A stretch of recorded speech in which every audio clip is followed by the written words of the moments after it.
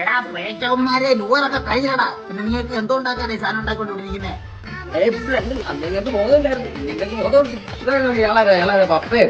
ഞാനെന്റെ വാപ്പയാടാ.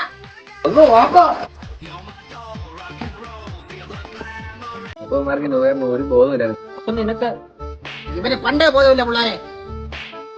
എടാ നീയൊക്കെ 2025 രക്ഷപ്പെടുവോടാ.